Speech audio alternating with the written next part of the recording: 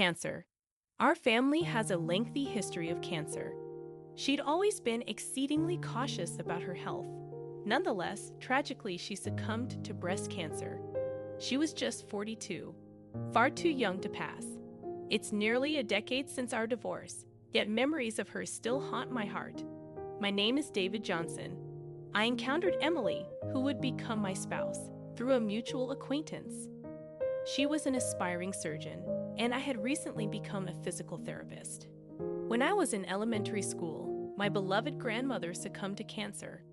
I wept so intensely I hyperventilated. Since then, I vowed to become a doctor to spare others the anguish of losing a loved one to illness.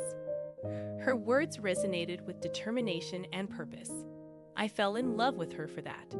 Her unwavering gaze, perhaps due to our shared medical backgrounds, fostered a strong bond between us, leading to dating and eventual marriage a year later. However, our relationship gradually drifted apart. She began crying alone more frequently. When I inquired about her well-being, she would dismiss it with a laugh, insisting, "Don't worry, I'm fine." She always had a tendency to conceal important matters and keep them to herself. Later, through medical connections, I heard rumors about Emily. Supposedly, she faced constant discriminatory remarks at work, such as "because you're a woman" or "for a woman." This made it challenging for her to earn trust and caused her to miss out on opportunities, lagging behind her male counterparts. I was livid that someone as diligent as her faced discrimination solely based on her gender. Yet I also felt a pang of disappointment that she didn't confide in me about these issues. It made me question whether she saw me as a dependable confidant. Then, one day, I noticed a sudden change in her demeanor. From then on, she became more devoted to her studies and training. Whenever she had spare time, she'd be at a nearby cafe, buried in her textbooks until closing time. I admired her stoic attitude and respected her for it. However, as the time we spent together dwindled, I began to feel lonely. The reason why she studied outside was that she couldn't concentrate at home. I understood her reasoning, yet it made me feel somewhat like a nuisance, which annoyed me a bit. Gradually, our feelings for each other became misaligned, and eventually, I suggested maybe it's better if we go our separate ways. She solemnly agreed with that. Finally, we divorced. However, over these 10 years, Emily and I weren't completely out of touch. Since our workplaces were close, we occasionally ran into each other downtown or in our neighborhood. "How's work going lately?" "Well, not bad. I've slowly started to perform surgeries myself." "Wow, that's impressive." Since our divorce was amicable, we would stop and chat whenever we met. Yet, about 3 years after our divorce, I transferred to a different hospital. I made sure to inform her about it over the phone. "Good luck. I'll be doing my best too. Hopefully, we'll both be successful in the future. You'll definitely make it. See you." With that, I ended the call. Later, while working at the new hospital, I met a woman named Karen. She was my patient, and we fell in love and eventually got remarried. This time, I'm determined to make it work. I thought I started a new chapter in my life. I wondered whether I should tell Emily about that. We were even strangers, so I was under no obligation. But as a casual update, I decided to give her a call. "Hey, it's been a long time. What's up?" Emily sounded genuinely happy to hear from me. We made light conversation, and it seemed she had been recognized as a potential ace at the hospital, thanks to all her hard work. "Despite being a woman, I've seen how hard you've worked, Emily. I always believed you could do it. Really hearing you say that means a lot to me. Thanks, David." Hearing my name after so long brought back memories, but I'd started down a different path. Actually, I'm getting married. For a moment, it felt like time stood still for her. However, she quickly responded with, "Oh, really? Wow, congratulations," making me think maybe I was just imagining things. "Wait, is that what you called to tell me? You don't have to worry about me. You're not planning on inviting me to the wedding, are you?" "No, that would be too much." "Just kidding." "Okay, having said what I needed to, well, that's all I wanted to say." "Okay, thanks for letting me know, David. I hope you're happy with that." She hung up. It's been over 5 years since I've had any contact with her. That call was our last conversation. When I arrived at Emily's viewing, I was surprised by the sheer number of people coming and going. I saw Emily's cousin and greeted him. "Hi, David. Long time no see. You look well." His name is Alex. He was the one who informed me of Emily's passing. "You seem well too, but this is quite a crowd. Most of them are from the hospital where Emily worked." "Work? Many patients came as well." "Patients too. Yes. So many people were saved by her surgeries. I can't believe someone so amazing was part of our family. I'm really proud." Alex's tears made me feel a lump in my throat.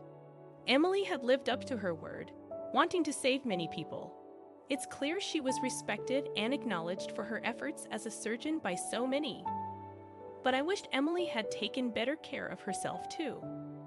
It must have been tough fighting the disease for over 6 years. I turned to Alex in surprise. 6 years? The last time I spoke to Emily was 5 years ago. That means she was already battling breast cancer then. Why didn't she tell me? I felt a rush of anger towards her, but I caught myself quickly. At that time, I called to tell her about my upcoming marriage. Perhaps she thought that telling her ex-husband about her cancer would only burden me as I was starting a new chapter. In a way, by announcing my marriage, I distanced myself from her while she faced her fears alone. What a cruel thing I have done. As I offered a flower at her altar, I apologized, regretting my actions. That day, "I'm sorry, Emily, for not realizing sooner." I gave a slight nod to her parents, who were still in tears, struggling to come to terms with their loss. Emily was a great person who saved many lives, but to them, she was their irreplaceable daughter. They must have never wanted to witness her passing. The thought made my heart ache. That's when it happened. "David, do you have a moment right now?" Alex tapped me on the shoulder. "Yes, sure. What's up?" "Actually, there's someone who wants to meet you. Could you come with me?" "Someone wants to meet me. Who is it?" He gestured towards a man. "The gentleman right there. He's Emily's current husband." Hearing that, I was taken aback. Her husband faced me and greeted politely, saying, "Pleased to meet you. I'm Raymond." He seemed significantly older. From our conversation, I learned he was the deputy director at the hospital where Emily worked. So she had remarried a highly experienced doctor. However, as her ex-husband, meeting Raymond in that context felt oddly uncomfortable. "I'm sorry to take your time. Actually, I have something important I'd like to discuss with you." Raymond and Emily had been planning to open their own hospital. I remember her once saying, "I'd love to build a hospital someday, though I know it's a long shot." I never imagined they were close to making that dream a reality. Her determination never ceased to amaze me. We married 2 years ago. Despite her battle with cancer, she continued to perform surgeries, facing each patient with dedication. I was drawn to her relentless spirit. I knew her prognosis wasn't good, but I wanted to marry her, hoping for the best. Even as a doctor, we wanted to open our hospital together. Raymond wiped away his tears with a handkerchief.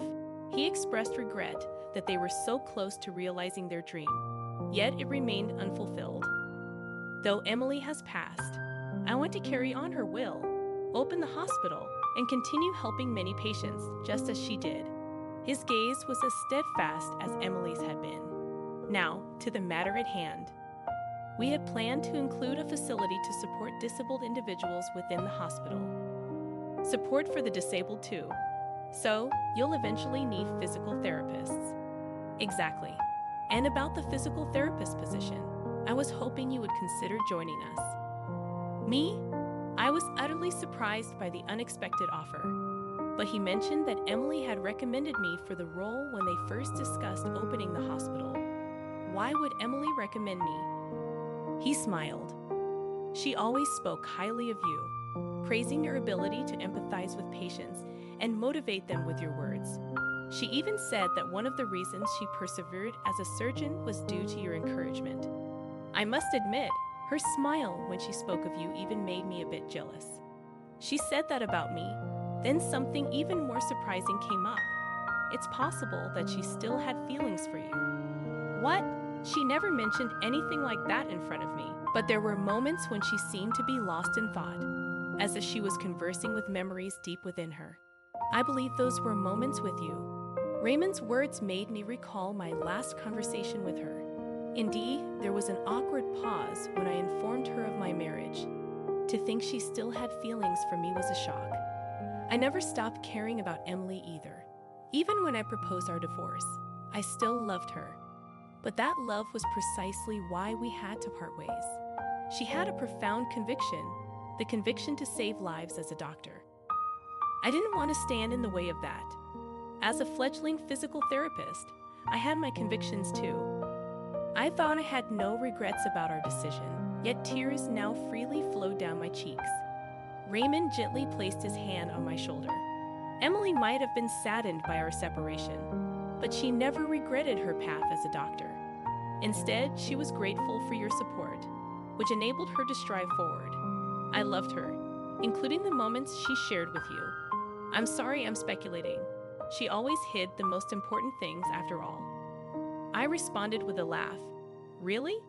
He assured me there was still time to think it over before parting ways. When I discussed that with my current wife, Karen, she seemed to see right through me. You want to work there, don't you?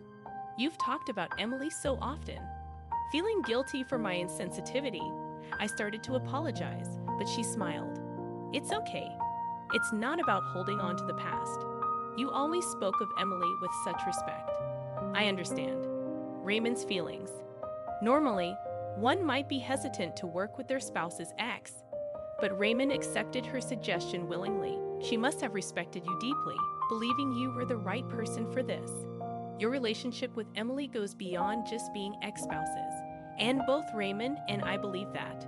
So follow your heart. Closing my eyes, I reflected on Karen's words. Emily was indeed someone very special to me. It's true. I'm grateful to both Raymond and Karen for understanding that. Years later, I find myself working as a physical therapist at the facility Raymond built in Emily's memory. The hospital is equipped with the latest technology to ensure comprehensive care for cancer patients. It can be called a testament to Emily's legacy. I'm committed to carrying on her will, aspiring to help as many people as she had hoped to.